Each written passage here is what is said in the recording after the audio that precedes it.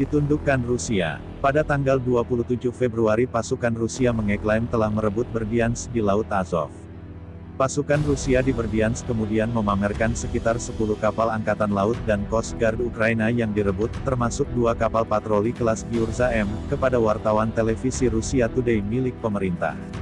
Selama insiden di Laut Azov pada 2021, Dinas Keamanan Rusia (FSB) telah menyita 2 kapal tersebut, serta sebuah kapal tunda Angkatan Laut Ukraina. Namun, Rusia akhirnya mengembalikannya pada tahun berikutnya. Pada Senin, tanggal 14 Maret tahun 2022, juru bicara utama Presiden Vladimir Putin, Dmitry Peskov, menyatakan bahwa pasukan Rusia mungkin berusaha untuk menguasai kota-kota penting lainnya di Ukraina, yang telah lama dianggap sebagai bagian dari strategi taktis Kremlin yang lebih besar. Pada hari yang sama, kapal-kapal militer Rusia tiba di Berdyansk. Presiden Georgia anggap Putin tak waras kedatangan lebih banyak pasukan Rusia di Berdyansk terjadi ketika Moskow mencoba memperkuat cengkeramannya atas Mariupol. Kota ini juga berada di sekitar Laut Azov tetapi masih di bawah kendali Ukraina.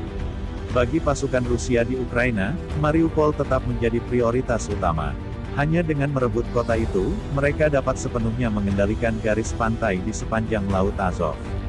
Ini kemudian akan berfungsi sebagai jembatan darat antara Rusia Barat dan semenanjung Crimea yang diduduki melalui wilayah yang disengketakan di wilayah Donbas, timur Ukraina.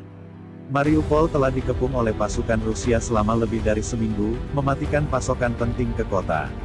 Menurut para pejabat Ukraina, warga menghadapi kekurangan air minum dan makanan yang akut. Sebagian besar kota telah dihancurkan oleh pemboman Rusia.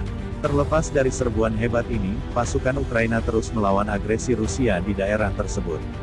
Kementerian Pertahanan Inggris menyatakan pada tanggal 13 Maret bahwa pasukan Angkatan Laut Rusia telah membentuk blokade jauh di pantai Laut Hitam Ukraina, menekankan bahwa kapal perang terus menyerang dari laut dan mungkin merencanakan pendaratan.